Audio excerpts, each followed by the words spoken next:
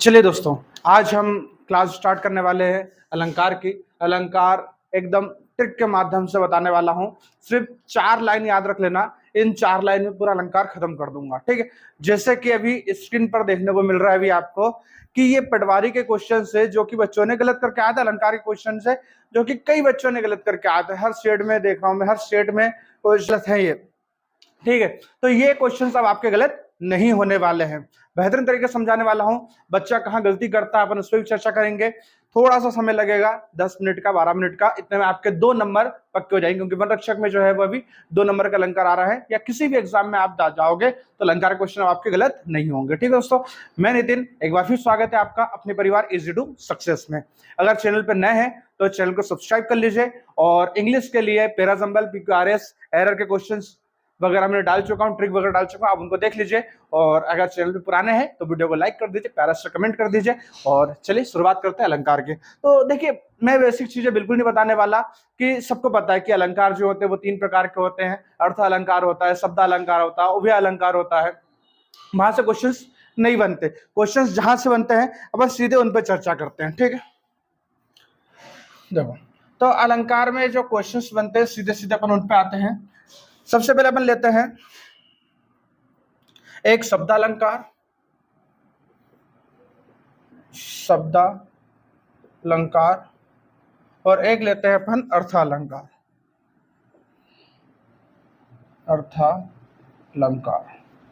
ठीक है, अर्थालंकार में सबसे पहले अपने पास आता है उपमा अलंकार।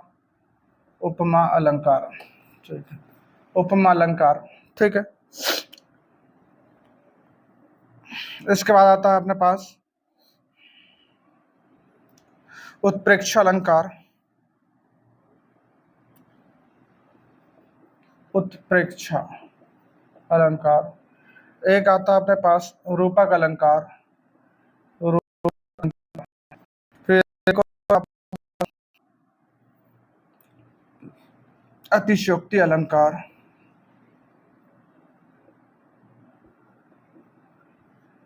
ठीक है, चलिए देखिए, अलंकार तो बहुत सारे होते हैं, बहुत सारे प्रकार के अलंकार है, मगर अपन उन्हीं अलंकार की चर्चा करने वाले हैं जो एग्जाम में आते हैं, बार बार रिपीट होते हैं। पूरी पटवारी के आंसर की देखने के बाद जो क्वेश्चंस निकल के आए हैं, ठीक है, अपन उन पर चर्चा करने वाले हैं। और जो अलंकार में कंफ्यूजन होता है, बच्चे गलत करके आता है, उन पर चर्चा करने वाले। ठीक है, रूपक अलंकार।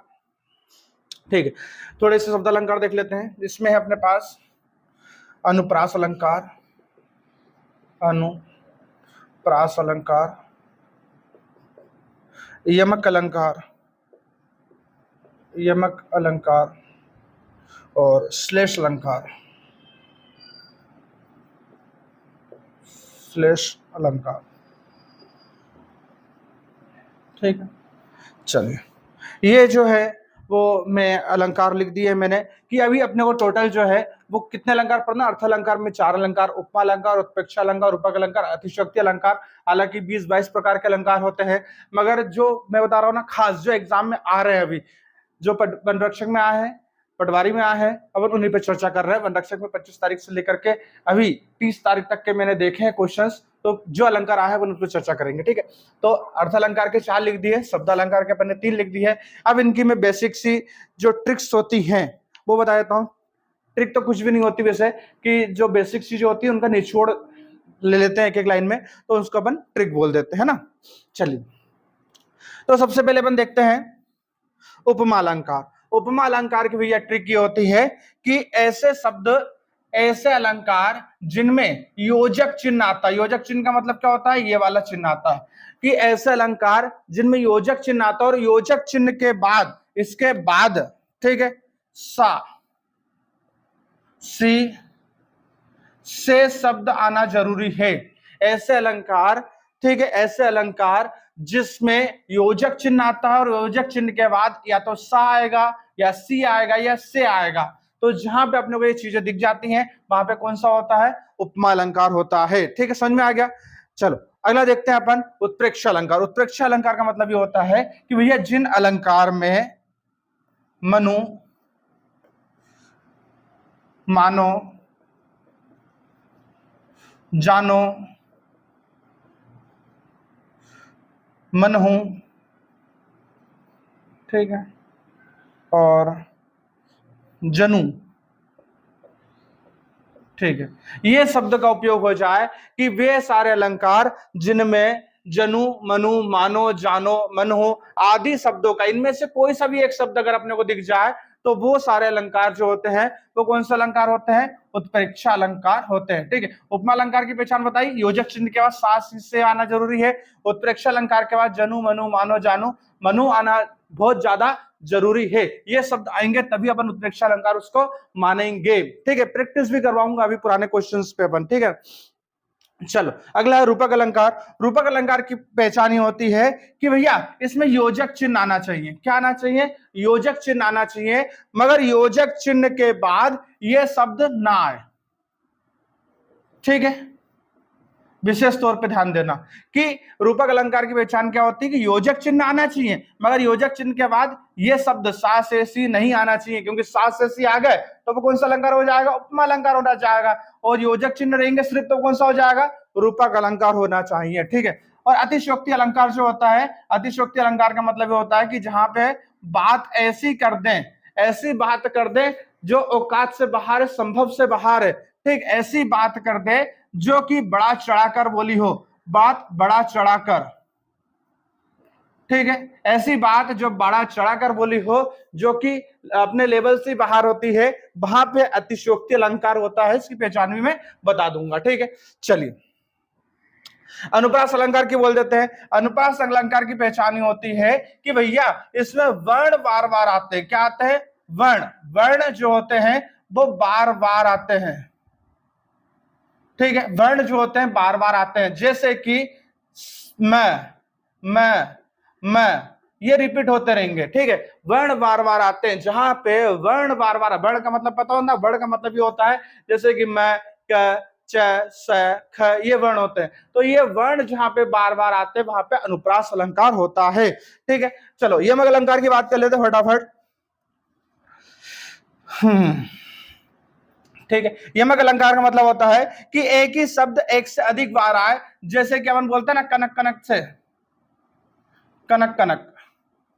एक ही शब्द जो है वो एक से ज्यादा बार आता है। जहां पे एक ही शब्द एक से ज्यादा बार आता है वहां पे हमेशा और हमेशा यमक अलंकार होता है। एक और श्लेष अलंकार देख लेते हैं कि श्लेष अलंकार का मतलब ये होता है कि शब्द एक अर्थ अनेक, अर्थ अनेक। ठीक है, जहां पे ऐसा दिख जाए कि शब्द एक है मगर अर्थ अलग है, जैसे कि पानी वाला जो सुना होगा आपने कि रहीमन पानी राखे बिन पानी सब सोन, पानी गए ना उबरे मोती मानस चून। तो यहाँ पे पानी का अर्थ जो अलग अलग है। ठीक है, शब्द एक ही है मगर अर्थ अलग अलग निकलते हैं, वहां पे क्या होता है? श्लेष अलंकार होता है। एक बार फटाफट रिवीजन कर लेते हैं अपन। उपमा की पहचान क्या होती है? योजक चिन्ह के बाद सास से जरूरी है। उत्प्रेक्षा की पहचान क्या होती है? जनु, मनु, मानो, जानो, मनु होना आवश्यक है, तभी अपन उत्प्रेक्षा अलंकार बोलते हैं। रूपक अलंकार में योजक चिन्ह होना, सास से नहीं होना। ठीक है, अतिशयोक्ति के अलंकार जहां पे बात बड़ा चढ़ा कर बोली जाती है, जहां पे संभव न होती है, असंभवनीय घटना को बोल दिया जाता है। अनुप्रास अलंकार में वर्ण बार बार आना जरूरी है। यमक अलंकार में शब्द बार बार आना होना, और श्लेष अलंकार में एक ही शब्द के अनेक अर्थ निकलते हैं। फटाफट चलिए प्रैक्टिस की तरफ बढ़ते हैं अपन, तो ज्यादा मजा आएगा। ठीक है, चलिए पहला क्वेश्चन से अपने पास, पहला क्वेश्चन अपने को दिख रहा है, देखो अपने पास है भैया कि बांधा था विशु को किसने, इन काली जंजीरों में मणि वाले फनियों का मुख क्यों भरा हुआ है। लिखा हुआ है, लास्ट लाइन पे फोकस करो कि मणि वाले। ठीक है, मणि वाले जो मणि होती है ना, मणि वाले फनियों का मुख क्यों भरा हुआ हीरो से। ऐसा बोलना चाह रहा भैया कि जो नाग है उनका मुंह हीरो से भरा हुआ है। तो ऐसा कभी हो सकता है क्या कि कोई नाग का हीरो से भरा हुआ मुख हो? नहीं, मतलब यहाँ पे बात जो है कुछ एक्स्ट्रा बोल दी गई है। मतलब कौन सा अलंकार हो गया? जहां पे एक्स्ट्रा बात होती है वहां पे कौन सा अलंकार होता है? अतिशयोक्ति अलंकार होता है। मतलब आंसर अपने को पता है कि इसका आंसर क्या जाएगा? अतिशयोक्ति अलंकार हो जाएगा। चलिए तो दूसरा देख लेते हैं। प्रसाद के काव्य कानन की काकली कह कहे लगातारी नजर आती है। क्या बोला कि प्रसाद के काव्य कानन की काकली कहे कहे लगातार नजर आती। क्या बार बार दिख रहा? यहाँ पे देखो क्या बार बार आ रहा है? काव्य का क, कानन का क, की क, काकली का क, कहकर का क, मतलब क शब्द बार बार आ रहा। अभी पढ़ा अपन ने कि जहां पे वर्ण ऐसा कौन सा वर्ण है, क्या वर्ण बार बार आ रहा है, तो जहां पे वर्ण बार बार आता है वो कौन सा अनुप्रास अलंकार हो जाता है, अनुप्रास अलंकार हो जाता है। तो अपना आंसर कौन सा हो जाएगा, दूसरा आंसर हो जाएगा। कोई कठिन नहीं है, एक बार समझ में आना चाहिए, फटाफट आंसर आ जाते हैं। चलो अगला क्वेश्चन मैं बता देता हूं आपको, फटाफट इसका आंसर दो। मुदित महीपति मंदिर आए, सेवक सचिव सुमंत बुलाए। क्या समझ में आ रहा है इसमें, देखो अपन ने पढ़ा मुदित महीपति मंदिर आए, मतलब इसमें मैं वर्ण जो है बार बार आ रहा है। दूसरी लाइन में सेवक सचिव सुमंत बुलाए, इसमें सवर्ण जो है बार बार आ रहा है, मतलब जहां पे बार बार वर्ण आता है वो कौन सा अलंकार हो जाता है, अनुप्रास अलंकार। इसका आंसर क्या हो गया, अनुप्रास अलंकार हो गया, पहले ही हो गया। ठीक है, अगला देखो, अगला अपने पास, माला फेरत जुग गया, फिरा न मन का फेर, कर का मन का डारी दे, मन का फेर। ठीक है, यहां पे मन का जो है वो दो बार आ गया है, मन का जो है वो दो बार है, तीन बार आ गया है। ठीक है, मन का कितनी बार आ गया है, तीन बार आ गया है। तो स्वाभाविक अपन ने बोला कि जहां पे शब्द बार बार रिपीट हो रहे हैं वहां पे कौन सा अलंकार होता है, यमक अलंकार होता है। ऑप्शन देखो, ऑप्शन में तीसरे नंबर पे ऑप्शन में दिख रहा है क्या अलंकार, ठीक है, यमक अलंकार अपने पास दिख रहा है, आंसर हो गया यमक अलंकार। कोई कंफ्यूजन नहीं होना है, व्यवस्थित तरीके से जो लिख दिया है इसी पे पूरे आंसर आ जाएंगे तुम्हारे अलंकार के, इससे ज्यादा कुछ भी नहीं है। कहां गलती होती है वो भी बता दूंगा कि ये गलती नहीं करना है, देखो उससे ही अपन चर्चा कर लेंगे कि ये गलती नहीं करना है। अगला देखो, कर जाते हो व्यथा भार लघु, बार बार कर कंज बढ़ाकर। ठीक है, अब व्यक्ति क्या करता है, गलती सुनो, व्यक्ति क्या करता है, व्यक्ति ये करता है कि इसमें बार बार दिख रहा है, इसमें दूसरी लाइन में क्या दिख रहा है, बार बार दिख रहा है, सीधे व्यक्ति क्या करता है, यमक अलंकार लगा देता। क्या लगा देता, सीधे यमक अलंकार लगा देता। यमक अलंकार अगर ऑप्शन में नहीं है तो व्यक्ति क्या करता है, उपमा अलंकार लगा देता। क्यों, क्योंकि उसमें योजक चिन्ह दिख रहा है। ठीक है, और उपमा अलंकार जब नहीं होता तब व्यक्ति कहां आता है, रूपक अलंकार पे आता, मतलब इतना घूमने फिरने के बाद आता है वो। मगर अपने को समझ में आता है सीधे कि भैया शब्द बार बार हो रहे हैं, कोई दिक्कत नहीं, मगर उसमें योजक चिन्ह अगर अपने को दिख जाए तो योजक चिन्ह के सिर्फ अपने पास दो हैं, या तो उपमा अलंकार होगा या रूपक अलंकार होगा। मगर योजक चिन्ह के बाद देखेंगे कि क्या दिखना चाहिए, सा सी से दिख रहा है क्या, नहीं, इसमें योजक चिन्ह के बाद बार बार और कंज दिख रहा है, मतलब इसका आंसर क्या हो जाएगा, रूपक अलंकार हो जाएगा। भटकने की आवश्यकता नहीं है, ये गलती अपने को नहीं करना है। ठीक है, चलो अगला देखो, अगला देखो, अगला में लिखे ले, प्रेम सलील से द्वेष का सारा मल धुल जाए। प्रेम सलील के बाद इसमें योजक चिन्ह लगे ले, मतलब योजक चिन्ह मतलब कौन सा आंसर हो जाएगा अपना, रूपक अलंकार हो जाएगा। क्लियर है, कोई बहुत बड़े विधान नहीं है, कोई बहुत बड़ा इसमें ऐसा रॉकेट साइंस नहीं है कि अलंकार गलत चले आते हैं, बच्चे नहीं पढ़ पाते सही तरीके से इसलिए गलत कर देते हैं। ठीक है, चलिए अगला देखो, अगला अपने पास श्लेष अलंकार से ले लेते हैं एक आधे क्वेश्चन ना, श्लेष अलंकार के एक आधे क्वेश्चन ले लेते हैं। चलो श्लेष अलंकार में अपने पास पी तुम्हारी मुख बास तरंग, आज बोरे भोरे सहकार, बोरे भोर के प्रसंग में मस्त होना, आम के प्रसंग में मंजरी निकलना। यानी कि देखो यहाँ पे शब्द जो है कौन कौन से, प्रसंग में मस्त होना और प्रसंग में मंजरी निकलना, यानी प्रसंग के जो है अर्थ अलग अलग निकल रहे हैं और बोर भोर के भी अर्थ बार बार निकल रहे हैं, अलग अलग निकल रहे हैं। तभी अपने को पता है कि भैया जहां पे अर्थ अनेक निकलते हैं वहां पे कौन सा अलंकार होता है, वहां पे श्लेष अलंकार होता है। कौन सा अलंकार होता है, श्लेष अलंकार होता है। अब बच्चा क्या करता है, यहाँ की यमक अलंकार लगा के घर आ जाता है, लगाया भी है बच्चे ने यमक अलंकार।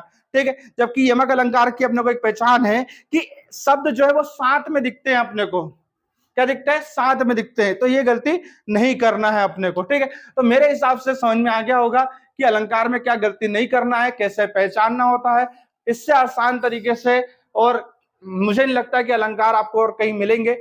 और ये जो क्वेश्चन है वो अपने जो कर रहे हैं वो सारे पटवारी के रिपीटेड क्वेश्चन है। ये सारे क्वेश्चंस की पीडीएफ टेलीग्राम ग्रुप पे अवेलेबल है। टेलीग्राम ग्रुप पे ज्वाइन होने के लिए नीचे डिस्क्रिप्शन में लिंक डली हुई है, डिस्क्रिप्शन से आप उसको ज्वाइन कर लीजिए। ठीक है, हमारी मेहनत के लिए, इतनी गर्मी में वीडियो बनाने के लिए एक तो बनता है, चैनल पर नए हो तो सब्सक्राइब तो बनता है। फिर मिलेंगे नए वीडियो के साथ। जय हिंद, जय भारत, जय जय श्री राम, जय जय श्री राम।